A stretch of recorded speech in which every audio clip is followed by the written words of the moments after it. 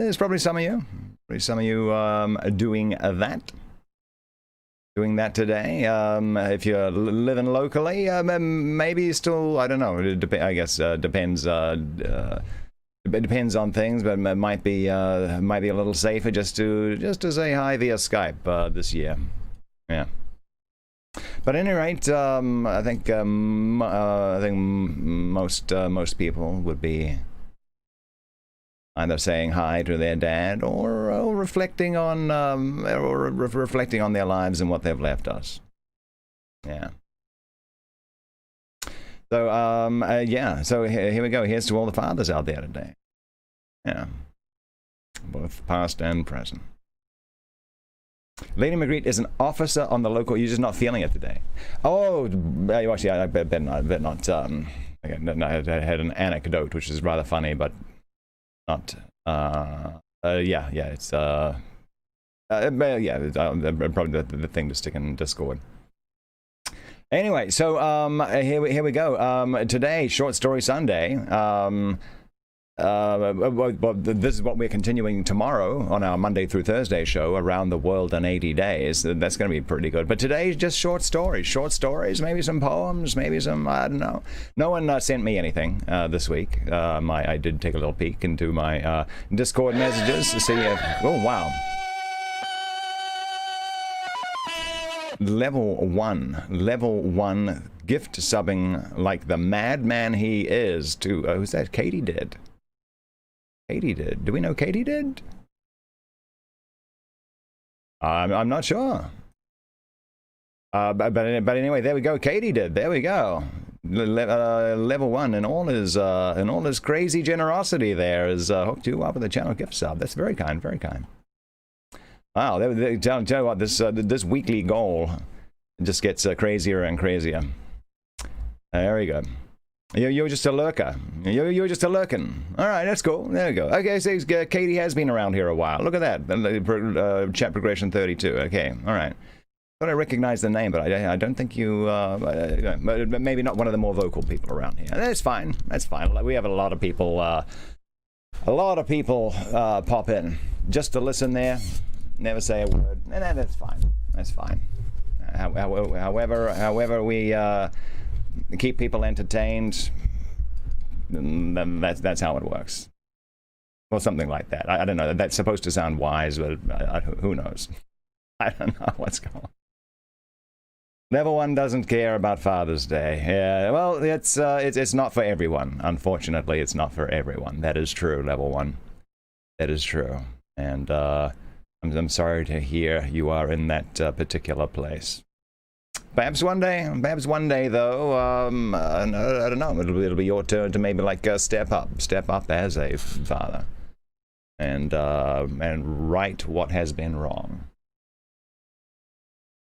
But we shall see. We never know what the future holds, and the future, for the most part, generally holds what we put there. It does. Okay, the quacking thing sounded like a dad joke. It was, but it was all the rage back when the quacking was first released. Was. There we go. You don't want kids at all? All right. The future is not yet written. We'll see. But in the meantime, here we go. Today we're reading some science fiction from Philip K. Dick, apparently. Actually, on my archive stream, which I'm keeping of this, I actually did in the title have to put in Philip K. Dick just because the author's real name Philip K. Dick. For some reason, when you put the author's real name into the title, it won't let you save it. Because I think we all know why, but it's kind of silly because it actually is the author's name. Alrighty. Okay, then moving on from that agenda item. If you're like an officer, don't they give you like a little gavel or something? Can't you just like hammer that, make loud banging noises? Tell them to get on with it.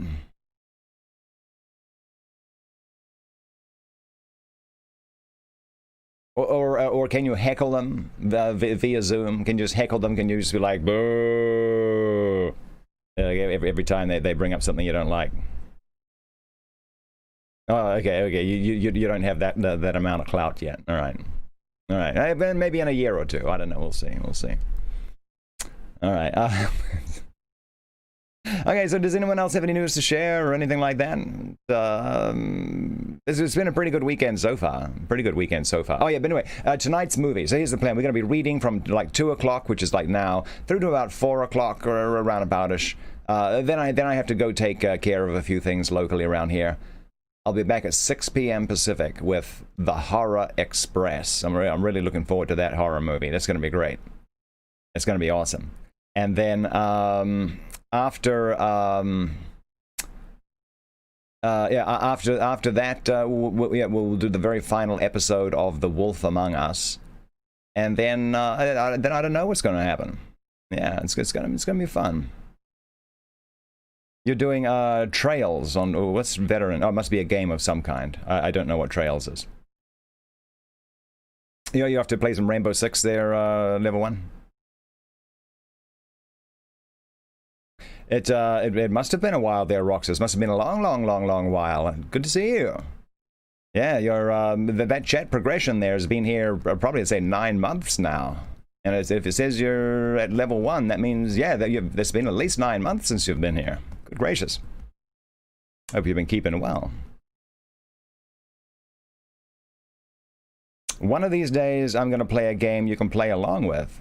I play them all the time, I would think. Anyway, that's neither here nor there. Let's get on with it. Let's get on with our story. You all came here for some book reading. That's what we're going to do, because that's what we do here on Mixer. That's what we do. Okay, so let's do it. This is it. The Crystal Crypt. The Crystal Crypt by Philip K. Duck. I'm not going to let go of that. Philip K. Duck. All right.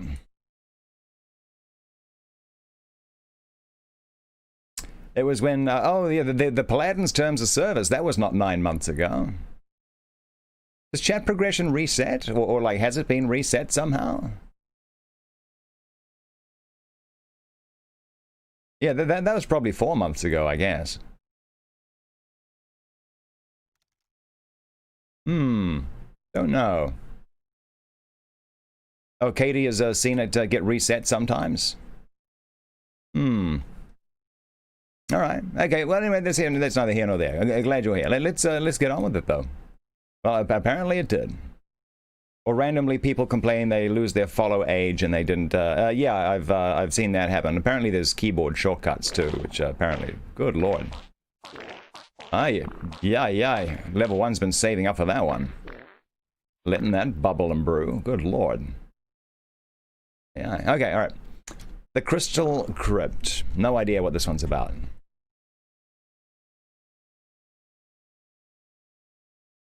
Stark terror ruled the Inner Flight ship on that last Mars Terror run, for the black-clad lighters were on the prowl, and the grim red planet was not far behind. Attention, Inner Flight ship, attention. You are ordered to land at the control station on Deimos for inspection. Attention, you are to land at once. The metallic rasp of the speaker echoed through the corridors of the great ship. The passengers glanced at each other uneasily, murmuring and peering out the port windows at the small speck below, the dot of rock that was the Martian checkpoint, Deimos. Let me just, I just needed to change a setting here of my, there we go, close. Wasn't Deimos the Martian moon on which Doom started? I think it might have been. What's up? An anxious passenger asked one of the pilots, hurrying through the ship to check the escape lock. We have to land. Keep seated. The pilot went on. Land? But why? They all looked at each other. Hovering above the bulging Inner Flight ship were 3 slender Martian pursuit craft, poised and alert for any emergency. As the Inner Flight ship prepared to land, the pursuit ships dropped lower. carefully, maintaining themselves a short distance away. "Oh, there's something going on," a woman passenger said nervously. "Lord, I thought we were finally through with those Martians. Now what?" "Oh, I don't blame them for giving us one last going over," a heavy-set businessman said to his companion. "After all, we're the last ship leaving Mars for Terra. We're damn lucky they let us go at all." "You think there's really will be war?" a young man said to the girl sitting in the seat next to him. "Those Martians won't dare fight, not with our weapons and ability to produce. We could take care of Mars in a month. It's all talk." The girl glanced at him. "Oh, don't be so sure. Mars is desperate. They'll fight tooth and nail. I've been on Mars 3 years." She shuddered. "Thank goodness I'm getting away. If—" "Prepare to land," the pilot's voice came. "Sup there, Pew? Good to see you. King Danny is here. It's your birthday today. It's your birthday. Happy birthday. Happy birthday. I hope it's been a good day, a good day full of events for what we have here with us now and memories of the good times, man. Yeah. Happy birthday. Happy birthday. Lucha Han, what is going on? Lucha Han's popping on in. I'll catch up with Chad in between chapters. But we got to get moving with this book here. Thank goodness I'm getting away. If... Prepare to land, the pilot's voice came. The ship began to settle slowly, dropping down toward the tiny emergency field on the seldom visited moon. Down, down the ship dropped. There was a grinding sound, a sickening jolt. Then silence. "We've landed," the heavy-set businessman said. "They better not do anything to us. Terra will rip them up if they violate one space article." "Please keep your seats," the pilot's voice came. "No one is to leave the ship. According to the Martian authorities, we are to remain here." A restless stir filled the ship. Some of the passengers began to read uneasily. Others stared out at the deserted field, nervous and on edge, watching the 3 Martian pursuit ships land and disgorge groups of armed men. The Martian soldiers were crossing the field quickly, moving toward them, running double time. The Inner Flight spaceship was the last passenger vessel to leave Mars for Terra. All other ships had long since left, returning to safety before the outbreak of hostilities. The passengers were the very last to go, the final group of Terrans to leave the grim red planet. Businessmen, expatriates, tourists, any and all Terrans who had already not gone home. "What do you suppose they want?" the young man said to the girl. "It's hard to figure Martians out, isn't it? First they give the ship clearance, let us take off, and now they radio us to set us down again. By the way, my name's Thatcher, Bob Thatcher, since we're going to be here a while." The port lock opened. Talking ceased abruptly as everyone turned. A black-clad Martian official, a province leiter, stood framed against the bleak sunlight, staring around the ship. Behind him, a handful of Martian soldiers stood waiting, their guns ready. "This will not take long," the leiter said, stepping into the ship, the soldiers following him. "You will be allowed to continue your trip shortly." An audible sigh of relief went through the passengers. "Look at him," the girl whispered to Thatcher. "How I hate those black uniforms." "Oh, he's just a provincial leiter," Thatcher said. "Don't worry." The leiter stood for a moment, his hands on his hips, looking around at them without expression. "I have ordered your ship grounded so that an inspection can be made of all persons aboard," he said. "You Terrans are the last to leave our planet. Most of you are ordinary and harmless. I am not interested in you. I am interested in finding 3 saboteurs, 3 Terrans, 2 men and a woman who have committed an incredible act of destruction and violence. They are said to have fled to this ship." Murmurs of surprise and indignation broke out on all sides. The lighter motioned the soldiers to follow him up the aisle. 2 hours ago, a Martian city was destroyed. Nothing remains, only a depression in the sand where the city was. The city and all its people have completely vanished. An entire city destroyed in a second. Mars will never rest until the saboteurs are captured, and we know they are aboard this ship. That's impossible, the heavy-set businessman said. There aren't any saboteurs here. We'll begin with you, the lighter said to him, stepping up beside the man's seat. One of the soldiers passed the lighter a square metal box. This will soon tell us if you're speaking the truth.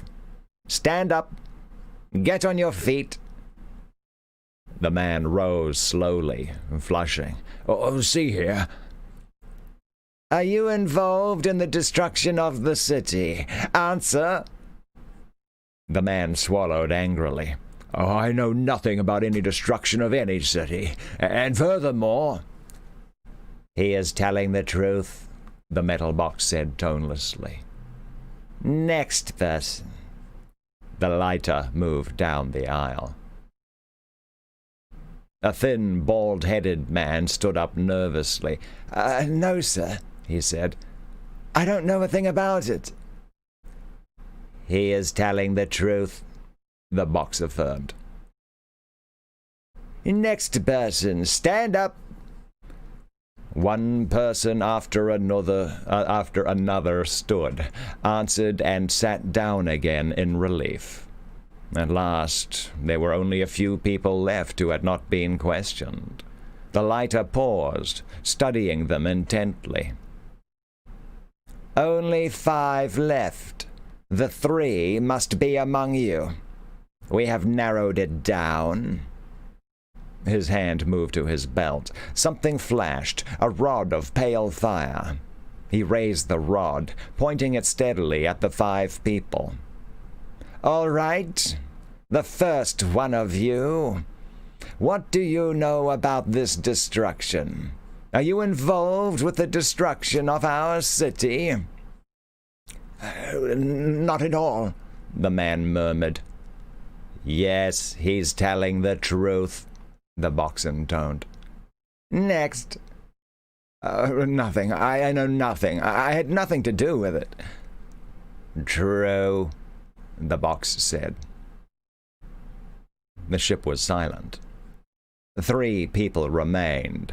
A middle-aged man and his wife and their son, a boy of about 12. They stood in the corner, staring white-faced at the lighter, at the rod in his dark fingers.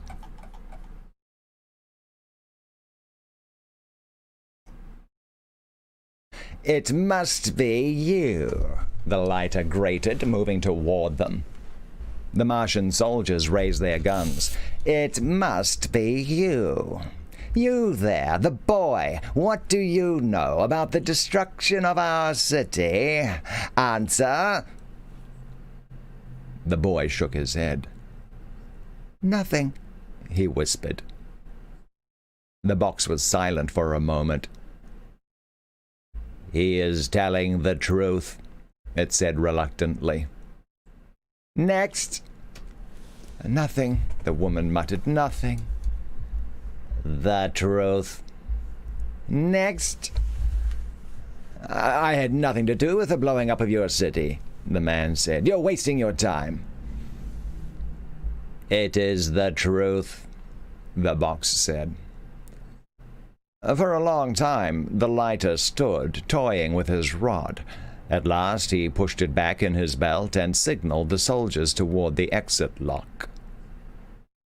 You may proceed on your trip, he said. He walked after the soldiers. At the hatch, he stopped, looking back at the passengers, his face grim. You may go, but Mars will not allow her enemies to escape. The 3 saboteurs will be caught, I promise you." He rubbed his dark jaw thoughtfully.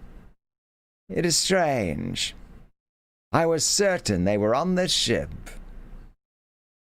Again he looked coldly around at the Terrans. "Perhaps I was wrong. All right, proceed. But remember, the 3 will be caught, even if it takes endless years. Mars will catch them and punish them. I swear it." For a long time, no one spoke. The ship lumbered through space again, its jets firing evenly, calmly, moving the passengers toward their own planet, toward home. Behind them, Deimos and the red ball that was Mars dropped farther and farther away each moment, disappearing and fading into the distance. A sigh of relief passed through the passengers. "What a lot of hot air that was," one grumbled. "Barbarians," a woman said. A few of them stood up, moving out into the aisle, toward the lounge and the cocktail bar.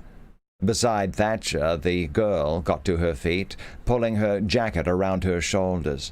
"Oh, pardon me," she said, stepping past him. "Going to the bar?" Thatcher said. "Mind if I come along?" "I suppose not." They followed the others into the lounge, walking together up the aisle. You know," Thatcher said, "I don't even know your name yet." "My name is Mara Gordon." "Mara? That's a nice name. What part of Terra are you from? North America? New York?" "I've been in New York," Mara said. "New York's very lovely."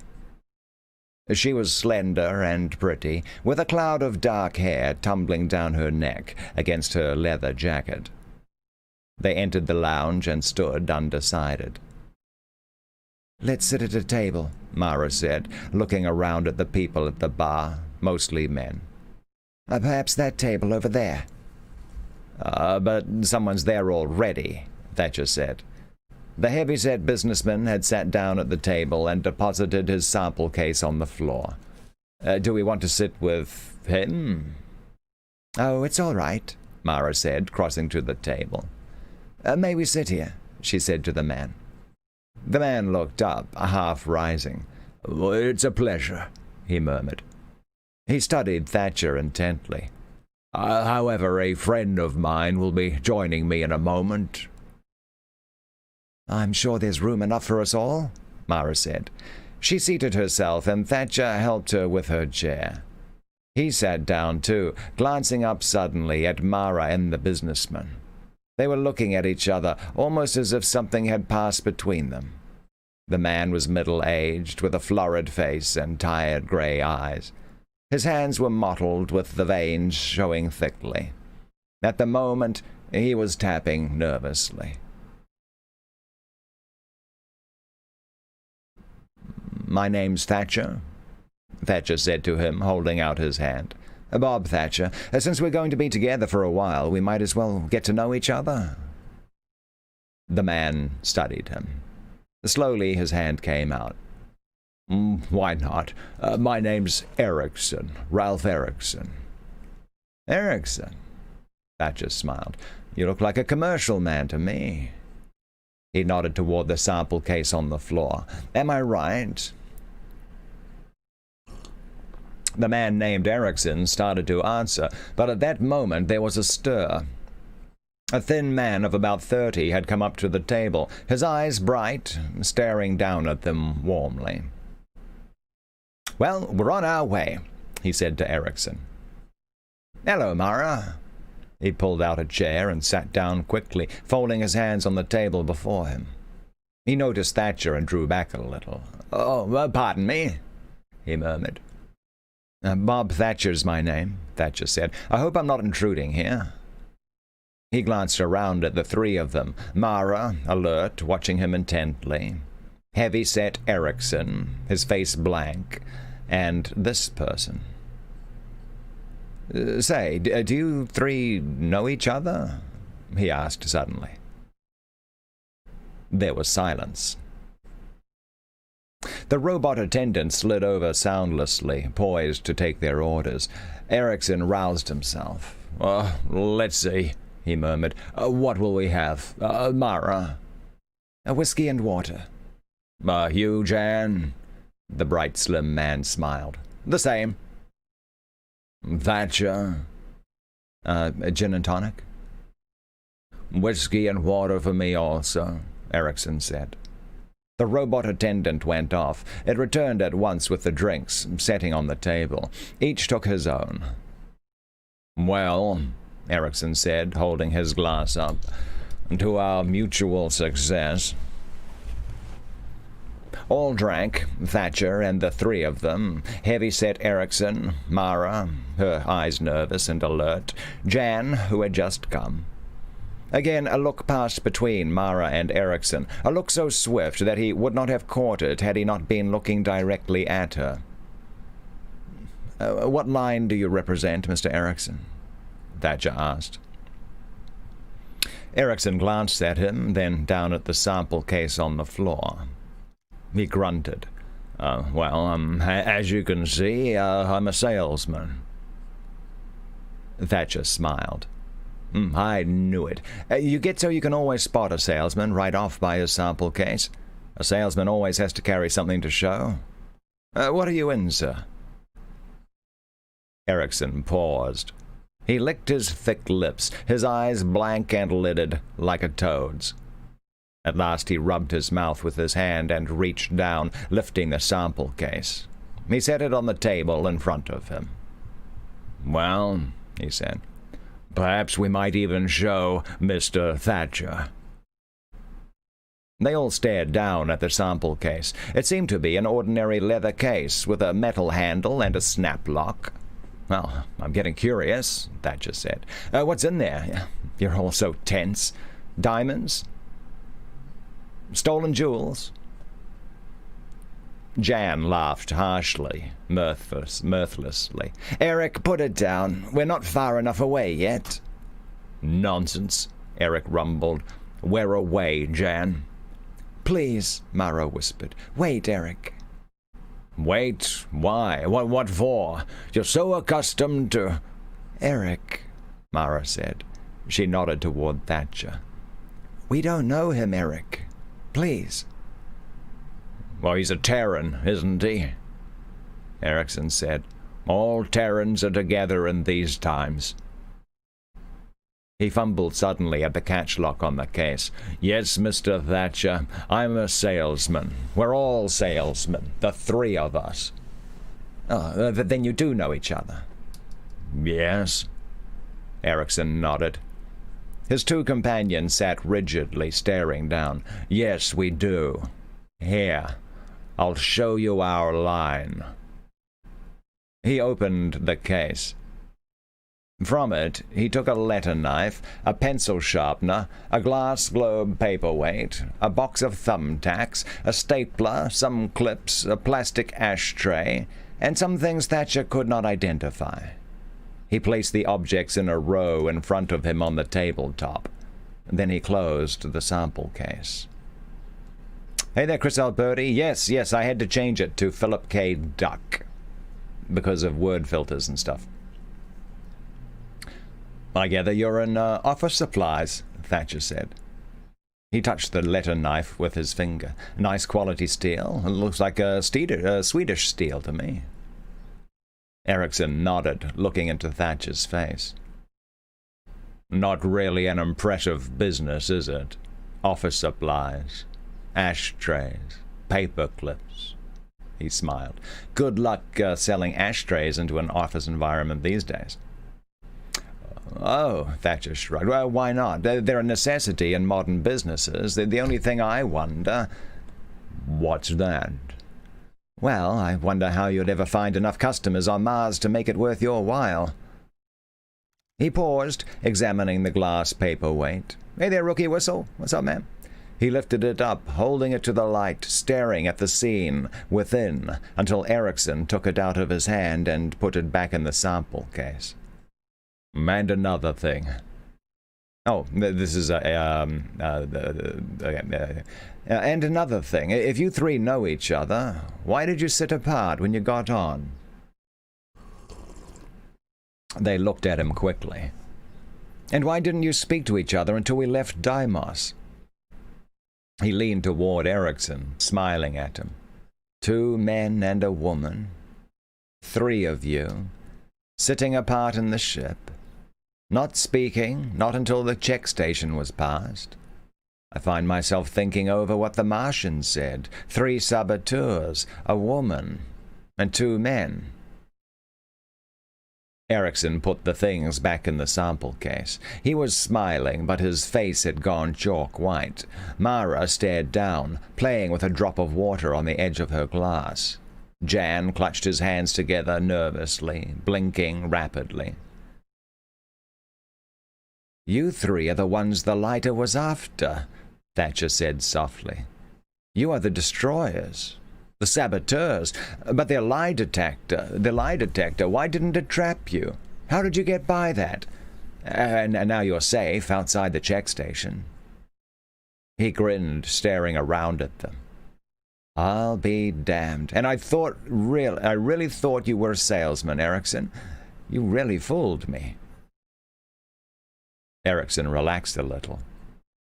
Well, Mr. Thatcher, it's in a good cause. I'm sure you have no love for Mars either. No Terran does. And I see you're leaving with the rest of us. True, Thatcher said. You must certainly have an interesting account to give, the 3 of you. He looked around the table.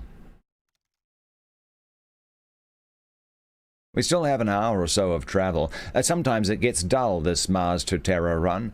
Nothing to see, nothing to do but sit and drink in the lounge. He raised his eyes slowly. Any chance you'd like to spin a story to keep us awake? Jan and Mara looked at Erickson. Go on, Jan said. He knows who we are. Tell him the rest of the story. You might as well, Mara said. Jan let out a sigh suddenly, a sigh of relief. Let's put the cards on the table. Get this weight off of us. I'm tired of sneaking around, slipping... Sure, Erickson said expansively.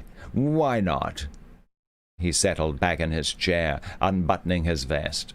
Certainly, Mr. Thatcher, I'll be glad to spin you a story, and I'm sure it will be interesting enough to keep you awake. Man. Okay, so this is almost playing out like a little like a it's almost like a little bit like a Twilight Zone-y kind of episode, like where they're trying to figure out who the plant is, who the person who's infiltrated their group. There's a couple of episodes that are really good like that.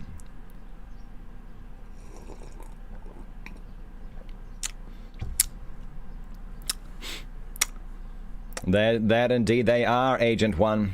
Indeed they are. Wow. Oh.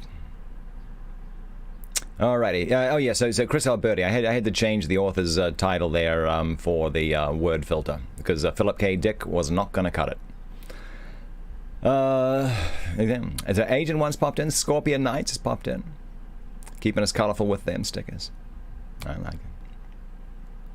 Okay, so this must be the flashback. They ran through the groves of dead trees, leaping across the sun-baked Martian soil, running silently together. They went up a little rise, across a narrow ridge. Suddenly, Eric stopped, throwing himself down flat on the ground. The others did the same, pressing themselves against the soil, gasping for breath. Be silent, Eric muttered. He raised himself a little. No noise. There'll be lighters nearby from now on. We don't dare take any chances. Between the 3 people lying in the grove of dead trees and the city was a barren, level waste of desert, over a mile of blasted sand. No trees or bushes marred the smooth, parched surface. Only an occasional wind, a dry wind, eddying and twisting, blew the sand up into little rills. A faint odor came to them, a bitter smell of heat and sand, carried by the wind. Eric pointed. Look, the city. There it is. They stared, still breathing deeply from their race through the trees. The city was close, closer than they had ever seen it before. Never had they gotten so close to it in times past. Terrans were never allowed near the great Martian cities, the centers of Martian life. Even in ordinary times, when there was no threat of approaching war, the Martians shrewdly kept all Terrans away from their citadels, partly from fear, partly from a deep, innate sense of hostility toward the white-skinned visitors whose commercial ventures had earned them the respect and the dislike of the whole system. "How does it look to you?" Eric asked. The city was huge, much larger than they had imagined from the drawings and models they had studied so carefully back in New York in the War Ministry office. Huge it was, huge and stark, black towers rising up against the sky, incredibly thin columns of ancient metal, columns that had stood wind and sun for centuries. Around the city was a wall of stone, red stone, immense bricks that had been lugged there and fitted into place by slaves of the early Martian dynasties under the whiplash of the first great kings of Mars. "Good morning, Calanero." An ancient, sun-baked city, a city set in the middle of a wasted plain, beyond groves of dead trees, a city seldom seen by Terrans, but a city studied on maps and charts in every war office on Terra. A city that contained, for all its ancient stone and archaic towers, the ruling group of all Mars, the council of senior lighters, black-clad men who governed and ruled with an iron hand. The senior lighters, 12 fanatic and devoted men, black priests, but priests with flashing rods of fire, lie detectors, rocket ships, intraspace cannon. Many more things the Terran Senate could only conjecture about. The senior lighters and their subordinates and their subordinate province lighters. Eric and the two behind him suppressed a shudder. "We've got to be careful," Eric said again. "We'll be passing among them soon. If they guess who we are or what we're here for..." He snapped open the case he carried, glancing inside for a second. Then he closed it again, grasping the handle firmly.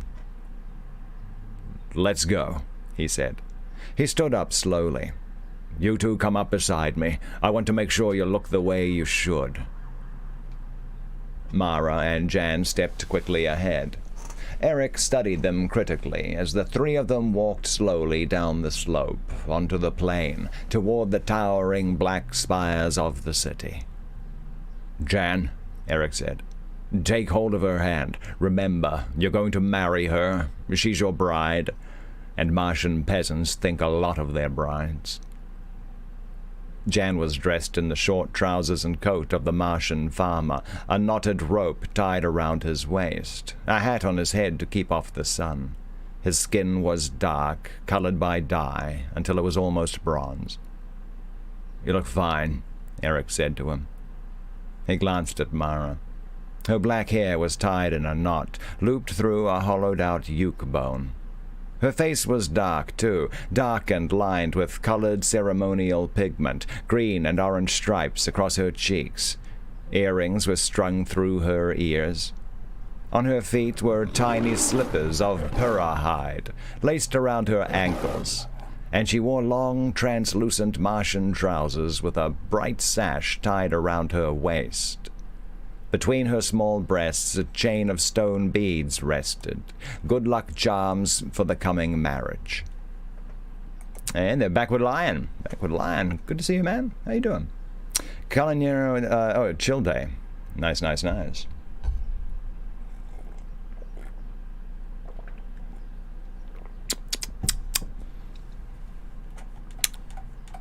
Very nice. Okay. All right, Eric said. He himself wore the flowing grey robe of a Martian priest, dirty robes that were supposed to remain on him all his life, to be buried around him when he died. "I think we'll get past the guards. There should be heavy morning traffic on the road." They walked on, the hard sand crunching under their feet. Against the horizon they could see specks moving, other persons going toward the city, farmers and peasants and merchants, bringing their crops and goods to market. "I see the cart," Mara exclaimed. They were nearing a narrow road, two ruts worn into the sand.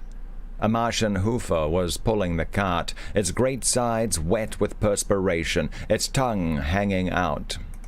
Is that actually a real? Okay, no. The cart was piled high with bales of cloth, rough country cloth, hand-dipped.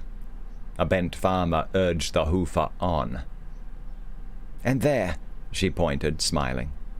A group of merchants riding small animals were moving along behind the cart, Martians in long robes, their faces hidden by sand masks. On each animal was a pack, carefully tied on with rope, and beyond the merchants, plodding dully along, were peasants and farmers in an endless procession, some riding carts or animals, but mostly on foot. Mara and Jan and Eric joined the line of people, melting in behind the merchants. No one noticed them. No one looked up or gave any sign. The march continued as before. Neither Jan nor Mara said anything to each other. They walked a little behind Eric, who paced with a certain dignity, a certain bearing, becoming his position. Once he slowed down, pointing up at the sky. "Look," he murmured in the Martian hill dialect. "See that?" Two black dots circled lazily. Martian patrol craft, the military on the outlook for any sign of unusual activity. War was almost ready to break out with terror. Any day, almost any moment. "We'll be just in time," Eric said. "Tomorrow will be too late. The last ship will have left Mars." "I hope nothing stops us," Mara said. "I want to get back home when we're through." Half an hour passed. They neared the city, the wall growing as they walked, rising higher and higher until it seemed to blot out the sky itself. A vast wall, a wall of eternal stone that had felt the wind and sun for centuries. A group of Martian soldiers were standing at the entrance, the single passage gate hewn into the rock, leading to the city. As each person went through, the soldiers examined him, poking his garments, looking into his load. Eric tensed. The line had slowed almost to a halt. "It'll be our turn soon," he murmured. "Be prepared." "Let's hope no lighters come around," Jan said. "The soldiers aren't so bad." Mara was staring up at the wall and the towers beyond. Under their feet the ground trembled, vibrating and shaking. She could see tongues of flame rising from the towers, from the deep underground factories and forges of the city. The air was thick and dense with particles of soot. Mara rubbed her mouth, coughing. "Here they come," Eric said softly. The merchants had been examined and allowed to pass through the dark gate, the entrance through the wall into the city. They and their silent animals had already disappeared inside. The leader of the group of soldiers was beckoning impatiently to Eric, waving him on. "Come along," he said. "Oh, no, this is the guard." "Come along," he said. "Hurry up there, old man." Eric advanced slowly, his arms wrapped around his body, looking down at the ground. "Who are you, and what's your business here?" the soldier demanded, his hands on his hips, his gun hanging idly at his waist. Most of the soldiers were lounging lazily, leaning against the wall, some even squatting in the shade. Flies crawled on the face of one who had fallen asleep, his gun on the ground beside him. "My business," Eric murmured. "I'm a village priest." "Why do you want to enter the city?" "I must bring these two people before the magistrate to marry them." He indicated Mara and Jan standing a little behind him. "That is the law the lighters have made." The soldier laughed. He circled around Eric. "What do you have in that bag you carry?" "Laundry. We stay the night." "What village are you from?" "Kranos." "Kranos?" The soldier looked to a companion. "Ever heard of Kranos?" "Yeah, it's a backward pigsty. Saw it once on a hunting trip." The leader of the soldiers nodded to Jan and Mara. The two of them advanced, their hands clasped, standing close together. One of the soldiers put his hand on Mara's bare shoulder, turning her around. "Nice little wife you're getting," he said. "Good and firm looking." He winked, grinning lewdly. Jan glanced at him in sullen resentment. The soldiers guffawed. "All right," the leader said to Eric. "You people can pass." Eric took a small purse from his robes and gave the soldier a coin. Then the three of them went into the dark tunnel that was the entrance, passing through the wall of stone into the city beyond. They were within the city. "Now," Eric whispered, "hurry." Around them the city roared and cracked, the sound of 1,000 vents and machines, shaking the stones under their feet. Eric led Mara and Jan into a corner by a row of brick warehouses. People were everywhere, hurrying back and forth, shouting above the din. Merchants, peddlers, soldiers, street women. Eric bent down and opened the case he carried. From the case he quickly took 3 small coils of fine metal, intricate meshed wires and vanes worked together into a small cone. Jan took one and Mara took one. Eric put the remaining cone into his robe and snapped the case shut again. "Now remember, the coils must be buried in such a way that the line runs through the center of the city. We must trisect the main section, where the largest concentration of buildings is. Remember the maps. Watch the alleys and streets carefully. Talk to no one if you can help it. Each of you has enough Martian money to buy your way out of trouble. Watch especially for cut purses. And for heaven's sake, don't get lost." Eric broke off. 2 black-clad lighters were coming along the inside of the wall, strolling together with their hands behind their backs. They noticed the 3 who stood in the corner by the warehouse and stopped. "Go," Eric muttered, "and be here at sundown." He smiled grimly. "Or never come back." Each went off a different way, walking quickly without looking back. The lighters watched them go. "The little bride was quite lovely," one lighter said. "Those hill people have the stamp of nobility in their blood from the old times." "Oh, a very lucky young peasant to possess her," the other said. They went on. Eric looked after them, still smiling a little. Then he joined the surging mass of people that milled eternally through the streets of the city. At dusk they met outside the gate.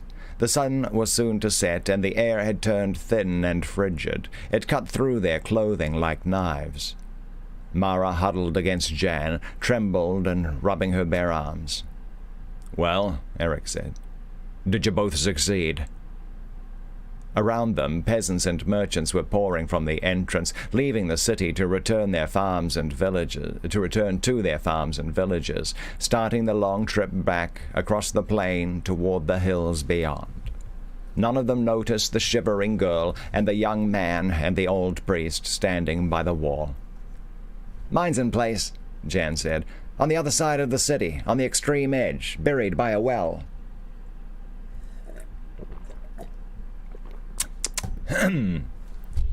Excuse me. "Mine's in the industrial section," Mara whispered, her teeth chattering. "Jan, give me something to put over me. I'm freezing." "Good," Eric said.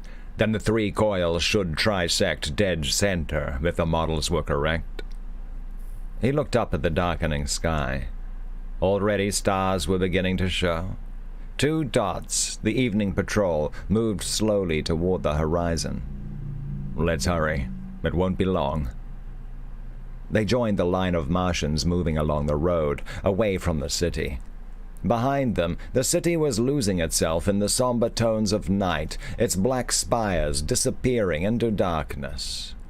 They walked silently with the country people until the flat ridge of dead trees became visible on the horizon. Then they left the road and turned off, walking toward the trees. "Almost time," Eric said. He increased his pace, looking back at Jan and Mara impatiently. "Come on." They hurried, making their way through the twilight, stumbling over rocks and dead branches, up the side of the ridge. At the top, Eric halted, standing with his hands on his hips, looking back. "See," he murmured, "the city. The last time we'll ever see it this way." "Can I sit down?" Mara said. "My feet hurt me." Jan pulled at Eric's sleeve. "Hurry, Eric, not much time left." He laughed nervously. "If everything goes right, we'll be able to look at it forever." "But not like this," Eric murmured. He squatted down, snapping his case open. He took some tubes and wiring out and assembled them together on the ground at the peak of the ridge. A small pyramid of wire and plastic grew, shaped by his expert hands. At last he grunted, standing up. "All right." "Is it pointed directly at the city?" Mara asked anxiously, looking down at the pyramid. Eric nodded. "Yes, it's placed according—" He stopped, suddenly stiffening. "Get back. It's time. Hurry." Jan ran down the far side of the slope, away from the city, pulling Mara with him. Eric came quickly after, still looking back at the distant spires, almost lost in the night sky. "Down!" Jan sprawled out, Mara beside him, her trembling body pressed against his. Eric settled down into the sand and dead branches, still trying to see. "I want to see it," he murmured. "A miracle. I want to see—" A flash. A blinding burst of violet light lit up the sky. Eric clapped his hands over his eyes. The flash widened, growing larger, expanding. Suddenly there was a roar, and a furious hot wind rushed past him, throwing him on his face in the sand. The hot, dry wind licked and seared at them, crackling the bits of branches into flame. Mara and Jan shut their eyes, pressed tightly together. "God," Eric muttered. The storm passed. They opened their eyes slowly. The sky was still alive with fire, a drifting cloud of sparks that was beginning to dissipate with the night wind. Eric stood up unsteadily, helping Jan and Mara to their feet. The three of them stood. Yeah. The three of them stood and said, "Hello, Kate. How you doing? How you doing?" The three of them stood, staring silently across the dark waste, the black plain, none of them speaking. The city was gone. At last Eric turned away. "That part's done," he said. "Now the rest. Give me a hand, Jan. There'll be 1,000 patrol ships around here in a minute." "I see one already," Mara said, pointing up. A spot winked in the sky, a rapidly moving spot. "They're coming, Eric." There was a throb of chill fear in her voice. "I know." Eric and Jan squatted on the ground around the pyramid of tubes and plastic, pulling the pyramid apart. The pyramid was fused together like molten glass. Eric tore the pieces away with trembling fingers. From the remains of the pyramid he pulled something forth, something he held up high, trying to make it out in the darkness. Jan and Mara came close to see, both staring up intently, almost without breathing. "There it is," Eric said. "There." In his hand was a globe, a small transparent globe of glass. Within the glass, something moved, something minute and fragile, spires almost too small to be seen, microscopic, a complex web swimming within the hollow glass globe. A web of spires. A city. Eric put the globe into the case and snapped it shut. "Let's go," he said. They began to lope back through the trees, back the way they had come before. "We'll change in the car," he said as they ran. "I think we should keep these clothes on until we're actually inside the car. We might still encounter someone." I'll be glad to get my own clothing on again," Jan said. "I feel funny in these little pants." "Oh, how do you think I feel?" Mara gasped. "I'm freezing in this, what there is of it is." All young Martian brides dress that way," Eric said. He clutched the case tightly as they ran. "I think it looks fine." "Thank you," Mara said, "but it is cold." "What do you suppose they'll think?" Jan asked. "They'll assume the city was destroyed, won't they? That's certain." "Yes," Eric said. "They'll be sure it was blowing up. We can count on that. And it will be damn important to us that they think so." "Oh, that car should be around here someplace," Mara said, slowing down. No, farther on," Eric said. "Past that little hill over there, in the ravine by the trees. It's so hard to see where we are." "Shall I light something?" Jan said. "No, there may be patrols around who—" He halted abruptly. Jan and Mara stopped beside him. "What?" Mara began. A light glimmered. Something stirred in the darkness. There was a sound. "Quick!" Eric rasped. He dropped, throwing the case far away from him into the bushes. He straightened up tensely. A figure loomed up, moving through the darkness, and behind it came more figures, men, soldiers in uniform. The light flashed up brightly, blinding them. Eric closed his eyes. The light left him, touching Mara and Jan, standing silently together, clasping hands. Then it flicked down to the ground and around in a circle. A lighter stepped forward, a tall figure in black, with his soldiers close behind, their guns ready. "You three," You three," the lighter said. "Who are you? Don't move. Stand where you are." He came up to Eric, peering at him intently, his hard Martian face without expression.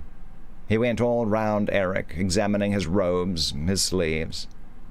"Please," Eric began in a quavering voice, but the lighter cut him off. "I'll do the talking. Who are you three? What are you doing here? Speak up." We're going back to our village," Eric muttered, staring down, his hands folded. "We were in the city, and now we are going home." One of the soldiers spoke into a mouthpiece. He clicked it off and put it away. "Come with me," the lighter said. "We're taking you in. Hurry along." "In? Back to the city?" One of the soldiers laughed. "The city's gone," he said. "All that's left of it you can put in the palm of your hand." "Oh, but what happened?" Mara said. "No one knows. Come on, hurry it up." There was a sound. A soldier came quickly out of the darkness. "A senior lighter," he said. "Coming this way." He disappeared again. "Oh, a senior lighter." The soldier stood waiting, standing at a respectful attention. A moment later, the senior lighter stepped into the light, a black-clad old man, his ancient face thin and hard, like a bird's, eyes bright and alert. He looked from Eric to Jan.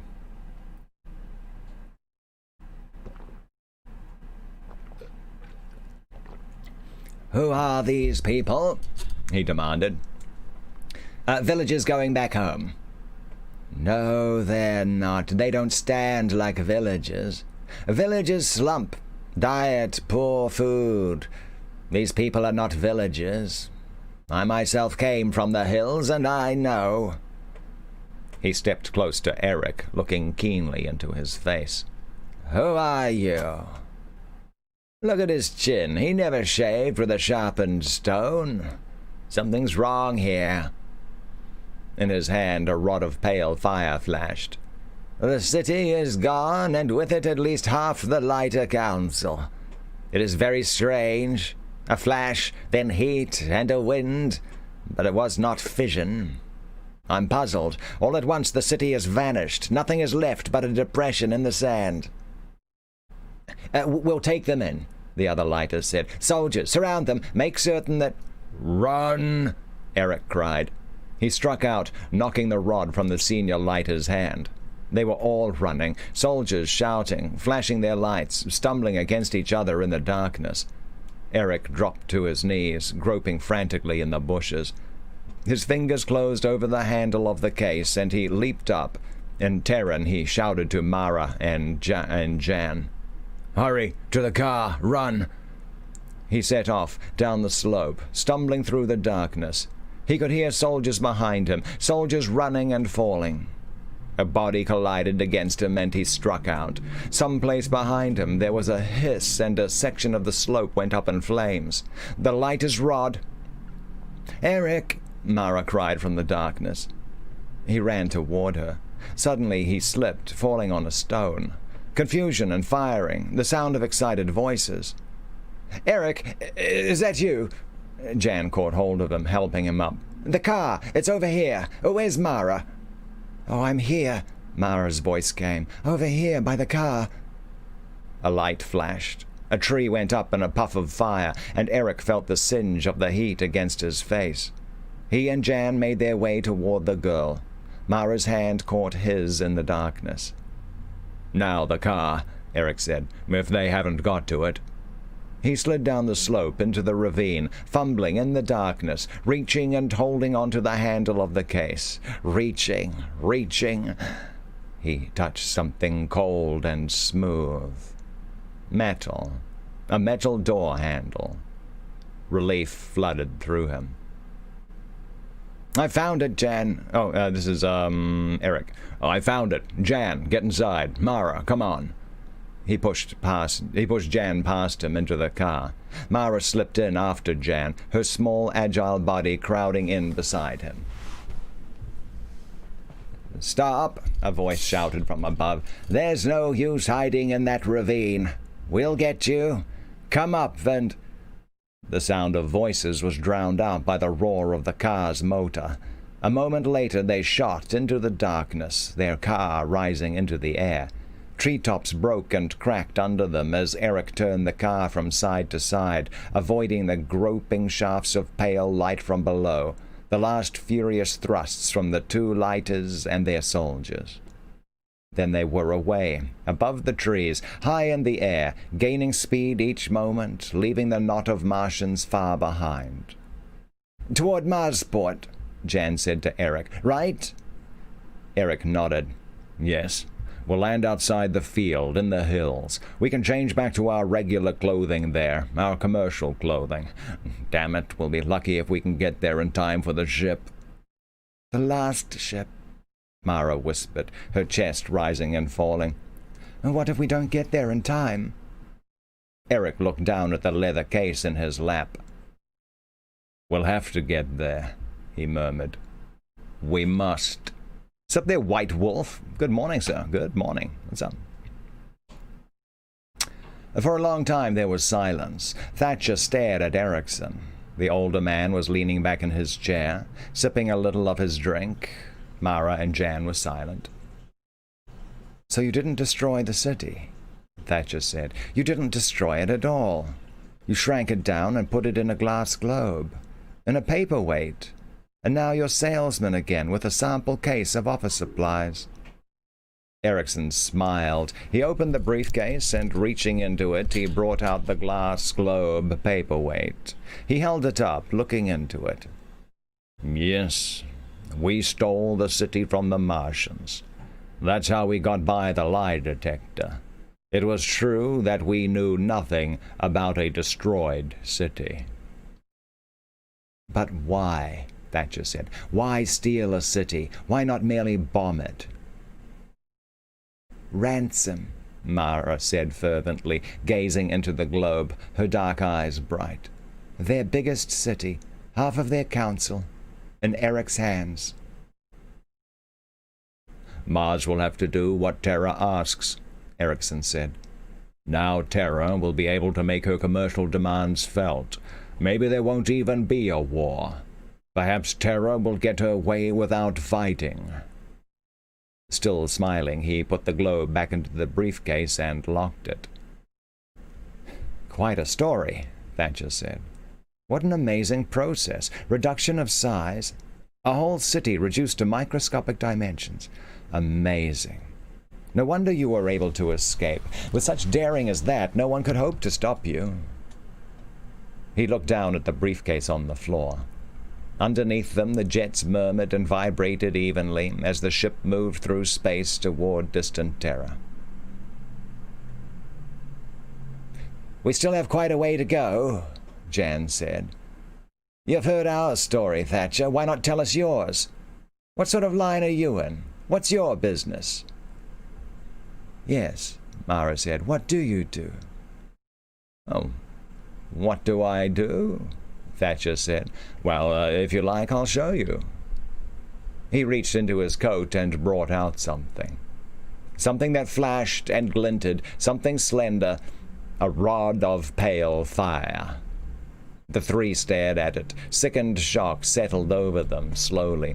Thatcher held the rod loosely, calmly, pointing it at Erickson. We knew you three were on this ship, he said. There was no doubt of that, but we did not know what had become of the city.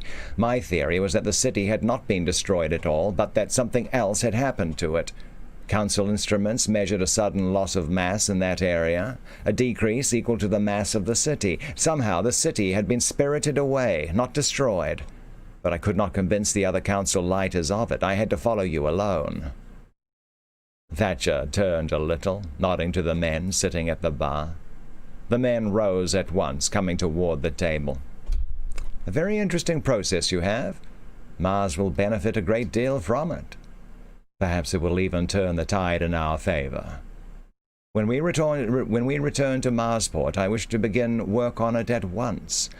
And now, if you will please pass me the briefcase.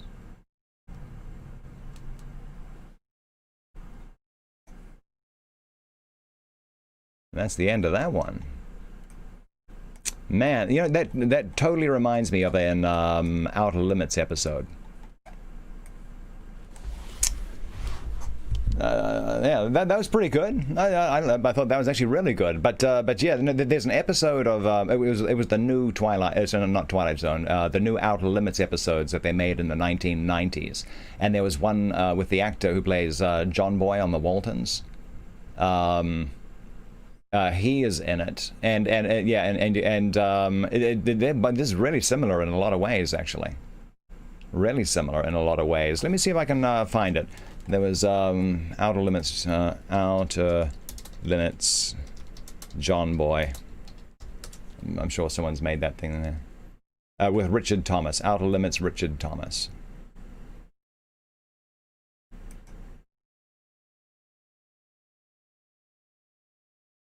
In the 90s.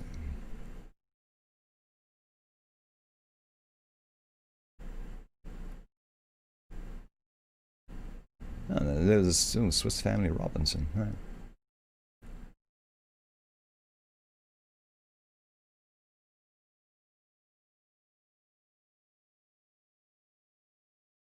No, it wasn't the Invaders. The Outer Limits. Has there been more of them, maybe?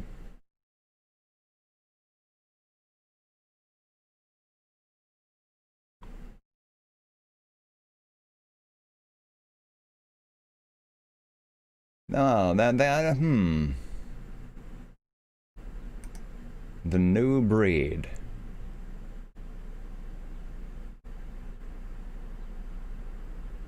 No, that's not it. No.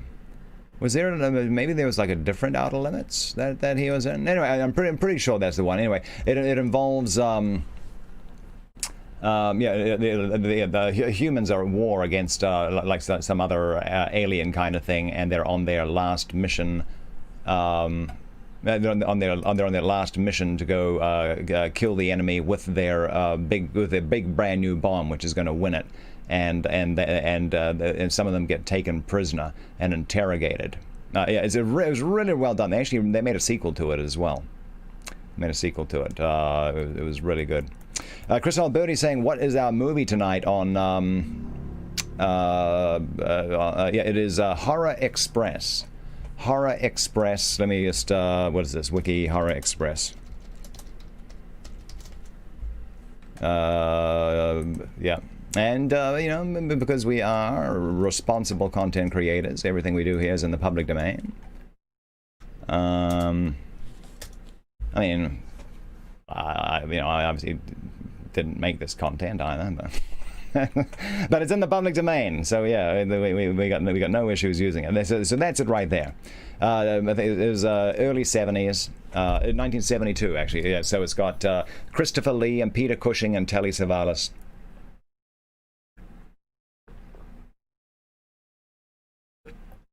And it's just a good time. It's just a good time.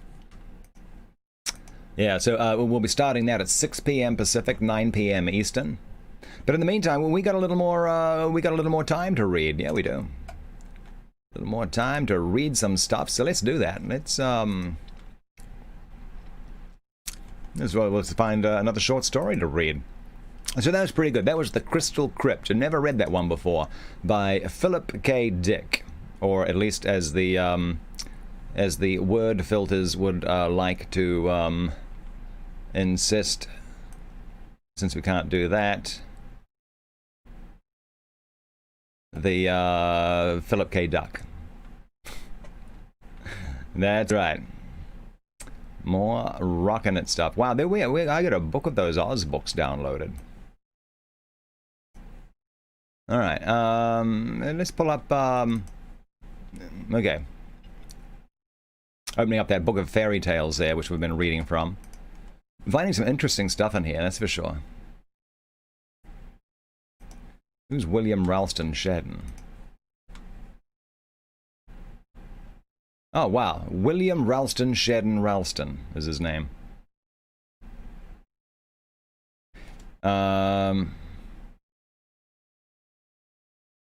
Interesting. Okay, he possessed a gift for narrating stories orally. He devised a novel form of public entertainment, telling stories to large audiences in lecture halls, making several successful appearances at St. George's for the Sunday Lecture Society and St. James Halls. He gave storytellings to the young prince and princesses at Marlborough House and to other social gatherings, and also in aid of charities to audiences in East London and the provinces. And he did two big books which he's well known for, Russian fairy tales and then later on Indian fairy tales. All right. What do we know about this dude? Not oh my lord, they put a lot of them in here. Okay, let me type the dude's name in first. William Ralston Shedden Ralston. That's a complicated name. That's much more difficult than it needs to be. Okay, let me find that thing again. Here we go. So, William Ralston Shedden Ralston. William Ralston Shedden Ralston. What a name.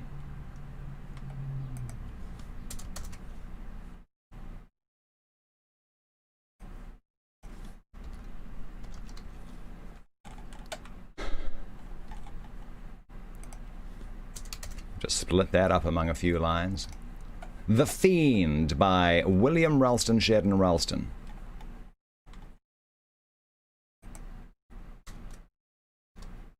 There we go. I got it saved that.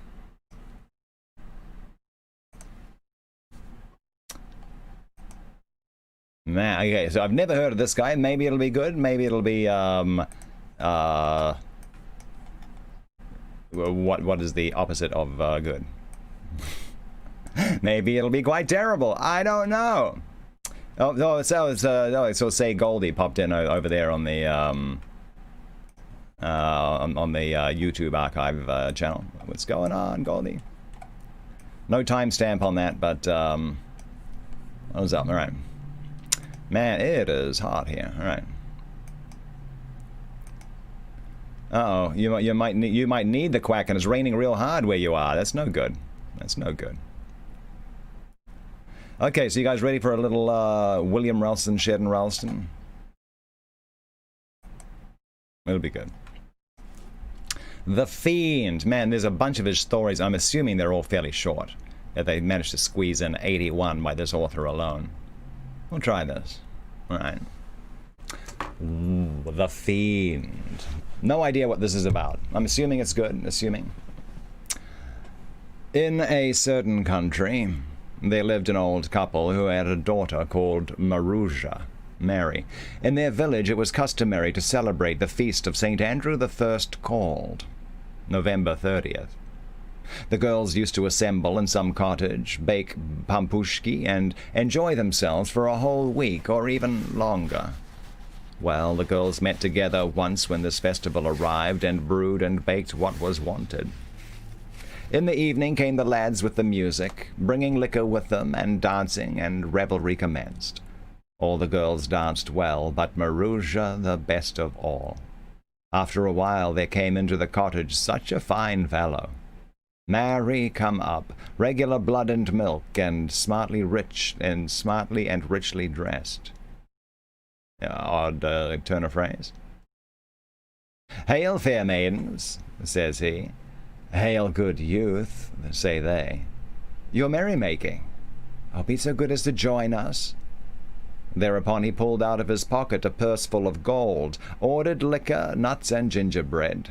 All was ready in a trice, and he began treating the lads and lasses, giving each a share. Then he took to dancing. Why, it was a treat to look at him. Maroosia struck his fancy more than anyone else, so he stuck close to her. The time came for going home. Maroosia, says he, come and see me off. She went to see him off. Maroosia, sweetheart, says he, would you like to marry me? Oh, if you'd like to marry me, I will gladly marry you, but where do you come from? Oh, from such and such a place. I'm a clerk at a merchant's. Then they bade each other farewell and separated. That seems like it's probably not going to work out if they're Then they bade each other farewell and separated. When Maroosia got home, her mother asked her, "Oh, well, daughter, have you enjoyed yourself?" "Oh, yes, mother, but I've something pleasant to tell you besides. There was a lad there from the neighborhood, good-looking, with lots of money, and he promised to marry me." "Hark, Maroosia. When you go to where the girls are tomorrow, take a ball of thread with you, make a noose in it, and when you are going to see him off, throw it over one of his buttons and quietly unroll the ball. Then by means of the thread you'll be able to find out where he lives." Solid plan. Next day Maroosia went to the gathering and took a ball of thread with her. The youth came again. "Oh, good evening, Maroosia," said he. "Oh, good evening," said she. Games began, and dances. Even more than before did he stick to Maroosia. Not a step would he budge from her. The time came for going home. "Oh, come and see me off, Maroosia," says the stranger. She went out into the street, and while she was taking leave of him, she quietly dropped the noose over one of his buttons. He went his way, but she remained where she was, unrolling the ball. When she had unrolled the whole of it, she ran after the thread to find out where her betrothed lived. At first the thread followed the road, then it stretched across hedges and ditches, and led Maroosia towards the church and right up to the porch. Maroosia tried the door. It was locked. She went round the church, found a ladder, set it against a window, and climbed up to it to see what was going on inside. Having got into the church, she looked, and saw her betrothed standing beside a grave and devouring a dead body. for a corpse had been left for that night in the church. You know, I'm starting to think this might not have been such a wise decision on her part.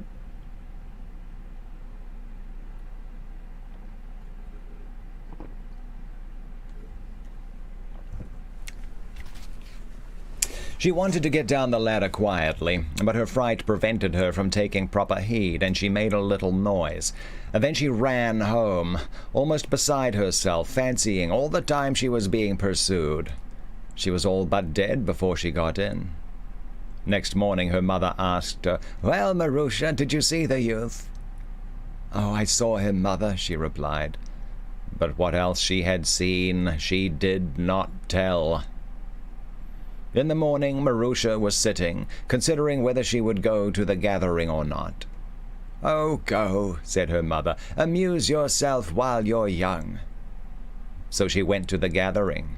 The fiend was there already. Games, fun, dancing began anew. The girls knew nothing of what had happened. When they began to separate and go homewards, "Oh, come, Marusha," says the evil one, "see me off."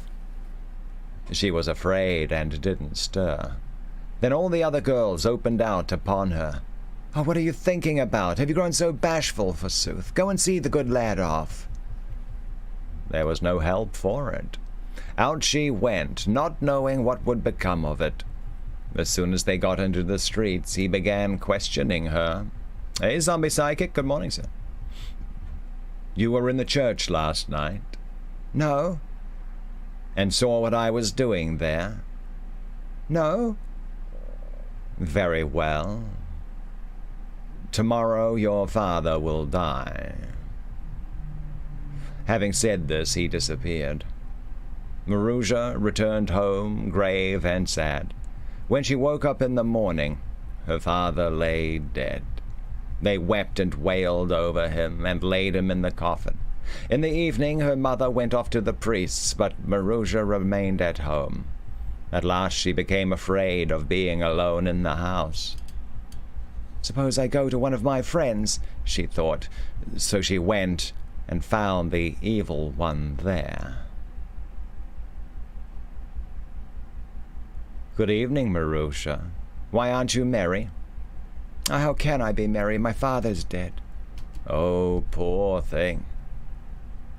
They all grieved for her. Even the accursed one himself grieved, just as if it hadn't all been his own doing. By and by they began saying farewell and going home. "Marusha," says he, "see me off." She didn't want to. "Oh, what are you thinking of, child?" insisted the girls. "What are you afraid of? Go and see him off." So she went to see him off. They passed out into the street. "Tell me, Marusha," says he, "were you in the church?" "No." "Did you see what I was doing?" "No." "Very well. Tomorrow your mother will die." He spoke and disappeared. Marusha returned home sadder than ever. The night went by. Next morning, when she awoke, her mother lay dead. She cried all day long, but when the sun set and it grew dark around, Marusha became afraid of being left alone, so she went to her companions. Why, what's the matter with you? You're clean out of countenance," say the girls. "Oh, how am I likely to be cheerful? Yesterday my father died, and today my mother." "Oh, poor thing, poor unhappy girl," they all exclaim sympathizingly. Well, the time had come to say goodbye. "See me off, Marusha," says the fiend. So she went out to see him off. "Tell me, were you in the church?" "No." "And saw what I was doing?" "No." "Very well. Tomorrow evening you yourself will die." Maroosia spent the night with her friends. In the morning she got up and considered what she should do. She bethought herself that she had a grandmother, an old, very old woman who had become blind from length of years.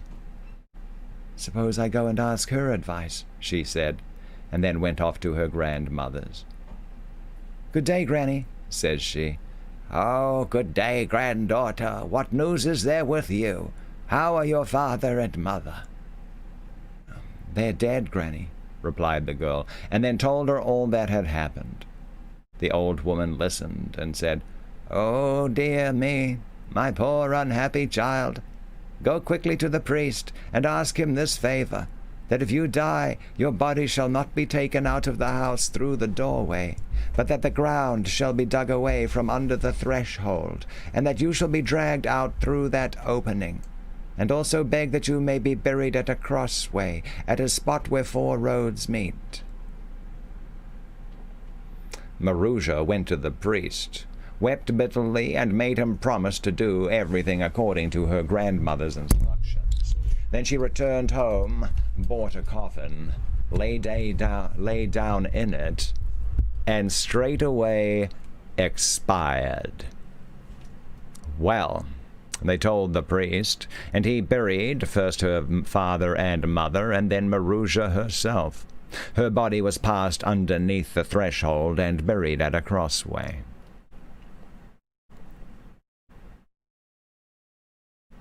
Soon afterwards, a seigneur's son happened to drive past Maroosia's grave. On that grave he saw growing a wondrous flower, such a one as he had never seen before.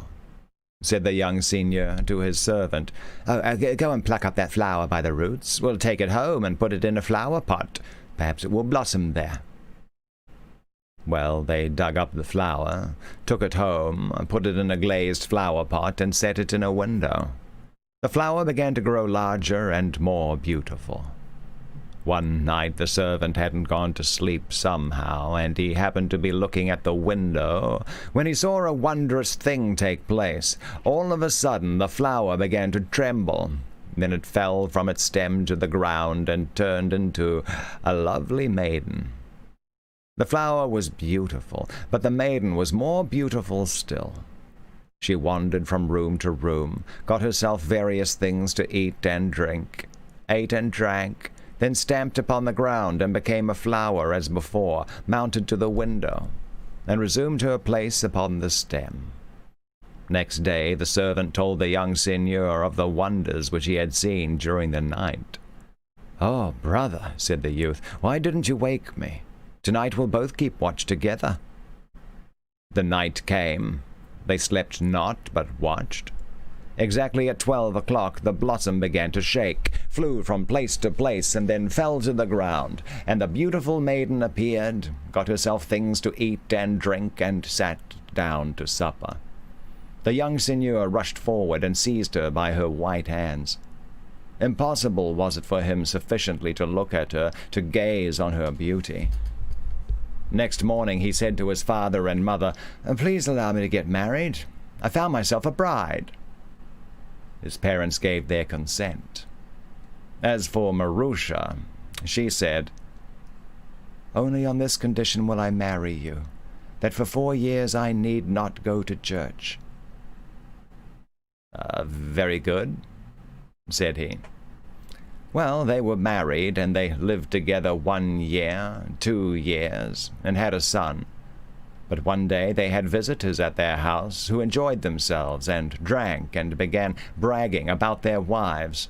This one's wife was handsome, that one's was handsomer still. "Well, you may say what you like," said the host, "but a handsomer wife than mine does not exist in the whole world." "Oh, handsome, yes," replied the guest, "but a heathen." "Oh, how so?" "Why, she never goes to church." Her husband found these observations distasteful. He waited till Sunday and then told his wife to get dressed for church. "I don't care what you may say," says he.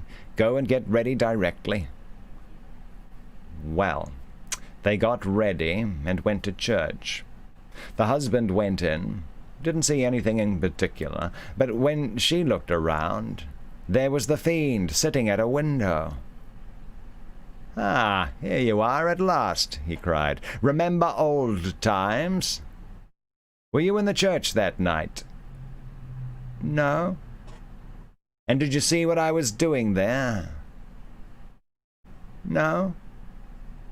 "Very well. Tomorrow both your husband and your son will die." Marusha rushed straight out of the church and away to her grandmother. The old woman gave her 2 phials, the one full of holy water, the other of the water of life, and told her what she was to do. Next day, both Marusha's husband and her son died. Then the fiend came flying to her and asked, "Tell me, were you in the church?" "I was." "And did you see what I was doing?"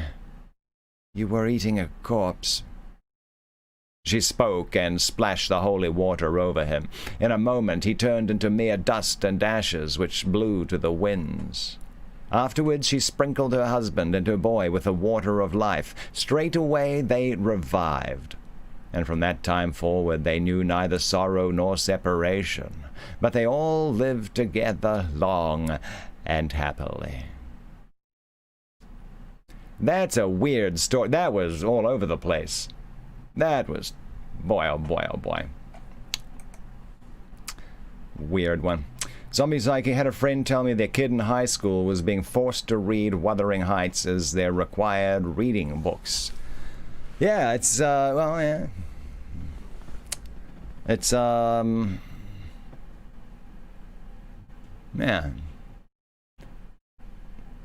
It's, I don't know, it's, I mean, it is on a lot of lists of books to be read. It's not the end of the world. Not the end of the world. I'll tell you what. You don't see people getting their just desserts in that one, that's for sure. You know, no, I was actually thinking about it even more. I mean, because in life you had like Heathcliff, just like the one of the most despicable people that you'd ever want to meet. And he had all these conditions, like after he was dead, he was wanted to be buried in a sort of special coffin with an open side, and he'd already broken in the side of Kathy's coffin there, and so like the 2 coffins would be exposed to each other, and just like all this crazy stuff. And it's just okay. So. While he was alive, maybe like people, like lived in fear of him, and kind of like had to like kind of go away. But here's the thing: even after he died, all his post-mortem wishes were carried out and done. It was like. It's at that point. It's like, okay, well, the dude's dead. He can't touch us anymore. To hell with all these like stupid things which he wants done after he's dead. Everyone went and did them anyway. I don't know. Yeah, that's just something I was just been thinking about that over like the past week. It's just, I mean, the whole it's a terrible indictment on people in general. I think. Yeah, I don't know. It was a difficult book. It was challenging. It's but yeah, yeah, and it's anyway. Okay, but anyway, yeah, your friend's kid there will be okay. I think reading it for school. I think that they will be quite okay. Quite okay.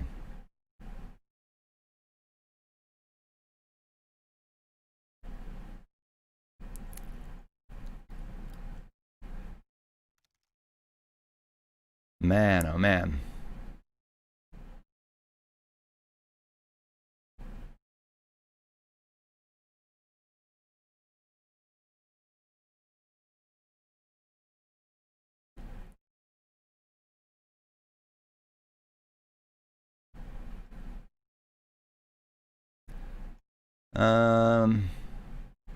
Yeah, we'll get back to this in just a minute. We'll get back to this in just a minute. We've got time for another story. One by the same author? Yeah, okay, we probably should do another one by the same author.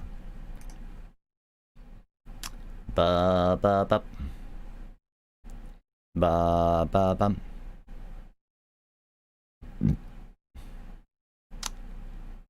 What is this one here?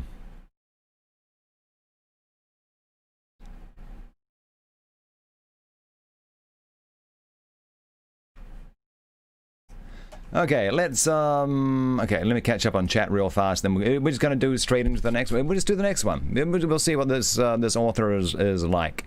That story was weird. It didn't make a lot of sense. What's this one called again?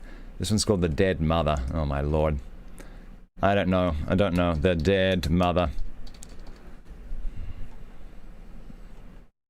Well, I mean, this is the kind of thing that happens when we do cold reads. We've never read, like, a lot of this stuff. A lot of this stuff we've never read before. So some of the stuff that we're going to come into is ain't the greatest. Ain't the greatest. What is... I'm trying to figure out how to pronounce that name there. A-W-H-N. Awanathan. Awanathan? Ornathan? Don't know. Anyway. Don't know. Yeah, I saw that there, Mr. Quinn. I saw that. Let me scroll back up here. All right. Okay, so let's, what do we got? There's 345. Okay, so let's do a quick page count. What is this? 1, 2, 3, 4. Okay, this one's real short. Okay, we'll do this one and then we'll do something that I know that's good. Let's do that. Okay, all right, let's do that. All right. Okay, so here we go. The Dead Mother by, what's his name again? William Ralston Shedden Ralston.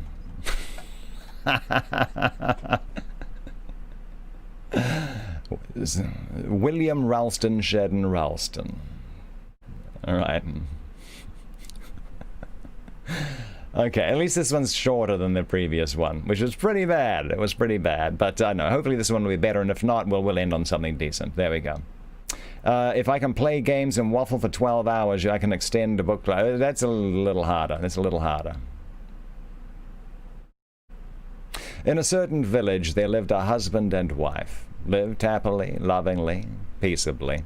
All their neighbors envied them. The sight of them gave pleasure to honest folks. Well, the mistress bore a son, but directly after it was born, she died. The poor moujik moaned and wept. What is a moujik? It is Russian peasant. Moujik.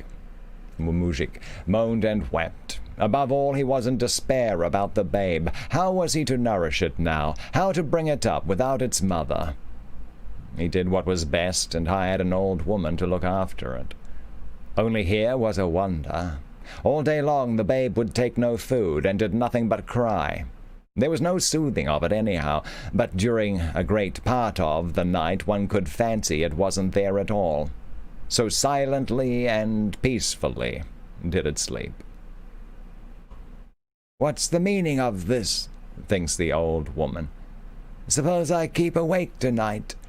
Maybe I shall find out." Well, just at midnight she heard someone quietly open the door and go up to the cradle. The babe became still, just as if it was being suckled. The next night the same thing took place, and the third night too. Then she told the moujik about it. He called his kinsfolk together and held counsel with them. They determined on this, to keep awake on a certain night and to spy out who it was that came to suckle the babe. So at eventide they all lay down on the floor, and beside them they set a lighted taper hidden in an earthen pot. At midnight the cottage door opened. Someone stepped up to the cradle. The babe became still. At that moment, one of the kinsfolk suddenly brought out the light. They looked and saw the dead mother in the very same clothes in which she had been buried, on her knees beside the cradle, over which she bent as she suckled the babe at her dead breast. The moment the light shone in the cottage, she stood up, gazed sadly on her little one, and then went out of the room without a sound, not saying a word to anyone. All those who saw her stood for a time terror-struck, and then they found the babe was dead. Okay, yes, okay, this dude, man. Okay, surprising no one, these are Russian fables. Oh man. Okay, these are not good. Not good. Tell you what, okay, so let's scoop this, just move away from that one. Okay, so we did 2 by William Ralston Shedden Ralston. I don't think that name will darken this doorstep again anytime soon. Not good. Okay, so we still got we got another few minutes to go. Let's grab blip, blip, blip, blip. What is it?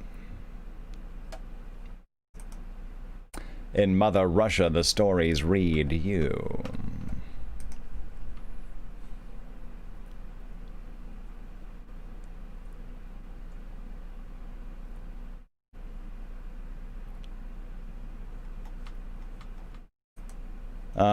Let's see, what are these?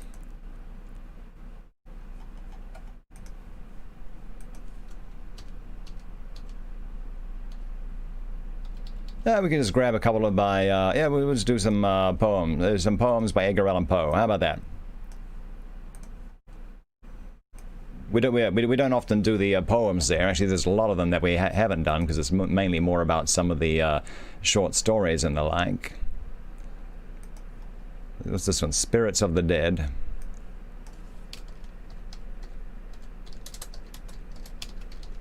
So I don't think we've actually done anything. I don't think we've read this one before at all.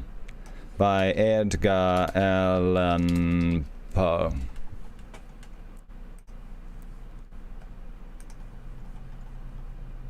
You're trying to make Carrington memes. Oh yeah, was that you who did that? That one of my head just flying through space. That was like, it was just so random. It's just like, yeah, I don't know. I don't know what's going on. Who knows what's going on? I don't know. There we go. Okay, oh baby, okay. So we've only got a few minutes left. So here's what we're going to do. We're just going to bang through a few poems. I'm going to be back at 6 p.m. Pacific, 6 p.m. Pacific, 9 p.m. Eastern. We're going to watch a horror movie. Public domain, of course, and it'll be fun. It'll be fun. The Horror Express with Christopher Lee and Peter Cushing.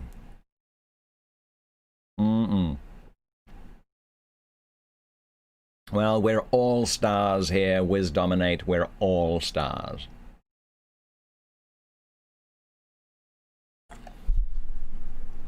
Okay. Let's see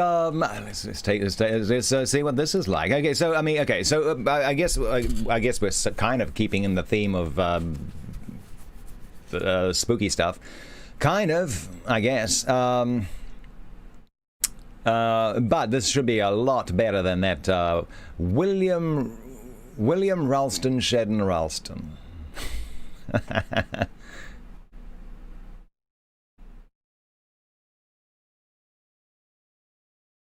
Stephen Carrington J. Carrington. All right, okay, Spirits of the Dead. Okay, original manuscript of a revision of Spirits of the Dead in Poe's handwriting. It was first titled Visits of the Dead, okay, 1827. Man, this stuff's old. All right, this is almost 200 years ago. The poem follows a dialogue between a dead speaker and a person visiting his grave. The spirit tells the person that those who one knows in life surround a person in death as well. Here again. Spirits of the Dead. Thy soul shall find itself alone mid dark thoughts of the grey tombstone. Not one of all the crowd to pry into thine hour of secrecy. Be silent in that solitude, which is not loneliness. For then the spirits of the dead who stood in life before thee are again in death around thee, and their will shall overshadow thee. Be still. The night, though clear, shall frown, and the stars shall not look down from their high thrones in the heaven, with light like hope to mortals given. But their red orbs, without beam, to thy weariness shall seem as a burning and a fever, which would cling to thee forever. Now our thoughts thou shalt not banish, now our visions near to vanish, from thy spirit shall they pass no more, like dewdrop from the grass. The breeze, the breath of God is still, and the mist upon the hill, shadowy, shadowy, yet unbroken, is a symbol and a token. How it hangs upon the trees, a mystery of mysteries. Oh, okay. What's this one? It's just what do you mean, did I help write it? Good Lord, Shadowtronics. Taught the man everything he knows. Alright, this is the wrong title. This is called The Stanzas.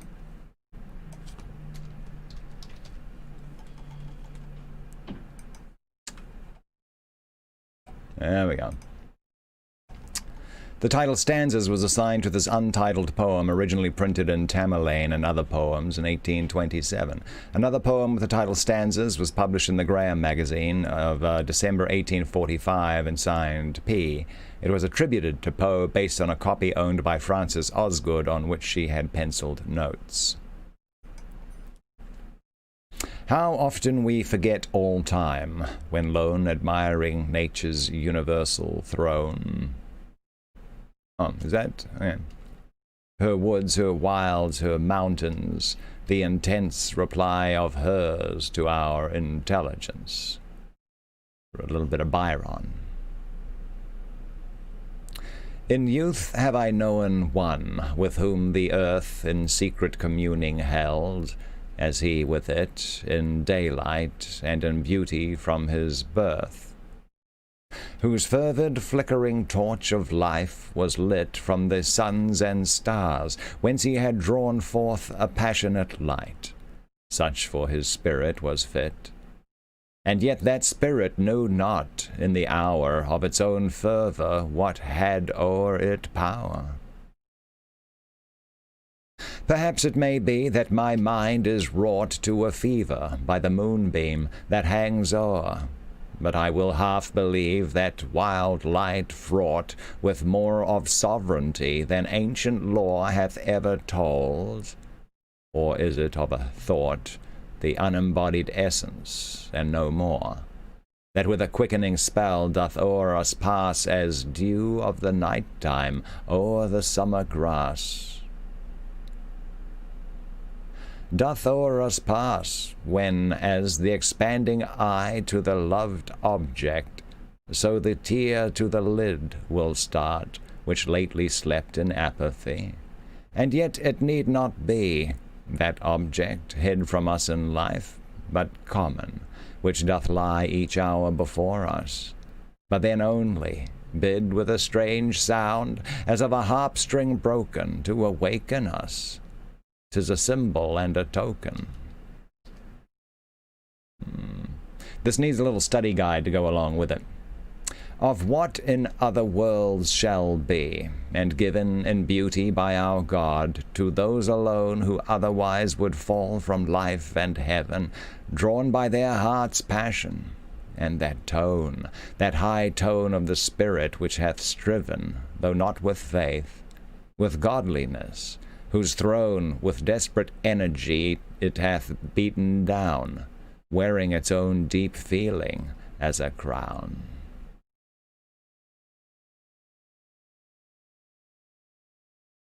Let's see, well, Tamerlane's long.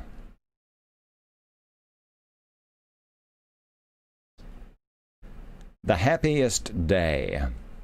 This will be the last one. We're just going to end on this last one. To dive. The happiest. Sorry, this is the happiest one. The happiest day. All right. Going to see what what do the little notes say about it. Where's my Kindle? Or the happiest day, the happiest hour, a 6-quatrain poem, blah blah blah. It was published in Tamerlane. He may have written it while serving in the army. The poem discusses the self-pitying loss of youth, though it was written when Poe was about 19. A nearly identical poem called Original by Poe's brother, William Henry Leonard Poe, was first published in. I didn't know he had a brother who was an author as well. It's believed Poe wrote the poem and sent it to his brother, who then sent it to the magazine. T.O. Mabbitt felt that the rather tepid value of the slightly edited version of the poem suggests they were made by William Henry, though perhaps with Edgar's approval. Interesting. Avocado on a stick. Oh, man. I don't know about avocado on a stick. I mean, avocado's nice and all that, but you don't eat it like an ice block. Good Lord. The happiest day, the happiest hour, my seared and blighted heart hath known. The highest hope of pride and power I feel hath flown. Of power, said I, yes, such I ween, but they have vanished long, alas. The visions of my youth have been, but let them pass. And pride, what have I now with thee? Another brow may even inherit the venom thou hast poured on me. Be still, my spirit.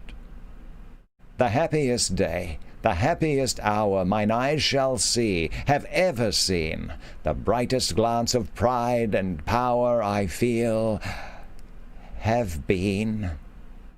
But were that hope of pride and power now offered with the pain, even then I felt that brightest hour I would not live again.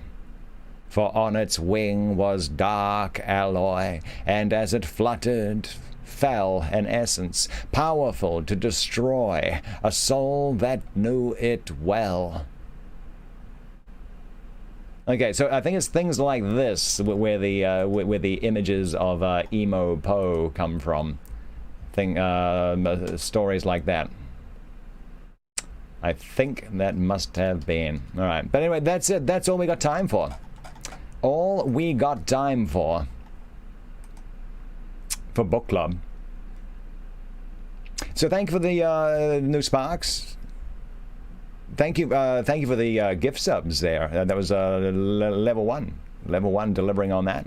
Off to play a little Rainbow Siege, I think he said. I need to go for about 2 hours. I have some IRL things I need to take care of. I'll be back at 6 p.m. 6 p.m. Pacific. Yeah. Do you guys like all those stories, by the way? I thought the first one was really good by Philip K. Duck. I really liked that one. It was kind of, I don't know if anyone, there's very little of the new Doctor Who that I'm familiar with, but I did go to the cinema to see the 50th, I think it was the 50th anniversary with the War Doctor, and no spoilers here, but it was all about the Gallifrey, which had been like destroyed and all of that. Kind of reminded me a little bit of that too, as well as that one that Outer Limits episode from the mid '90s.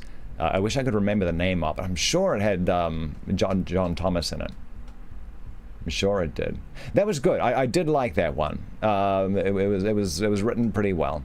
Then we had some Russian fables from William Ralston Shedden Ralston, or Ralston William Shedden Ralston, something like that. It's got a weird name. Probably won't be reading any more of his stuff.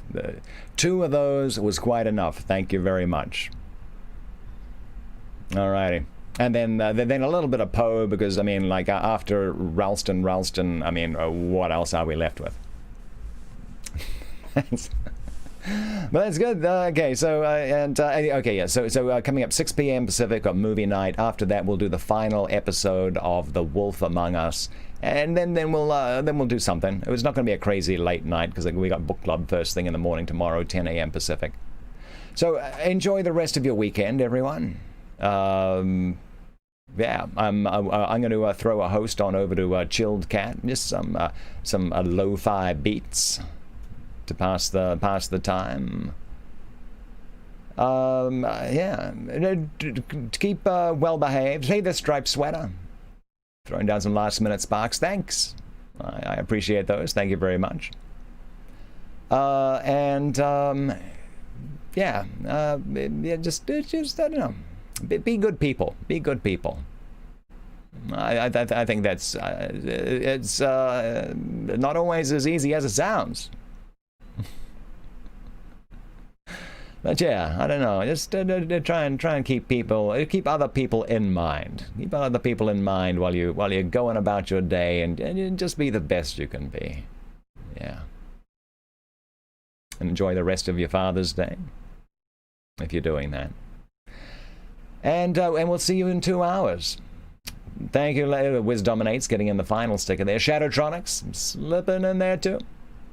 Okay, and I'll be back in 2 hours. We've got some movie night coming up. Stopping the stream, and Chilled Cat Radio coming up to keep you entertained for like a little bit. We'll see you shortly.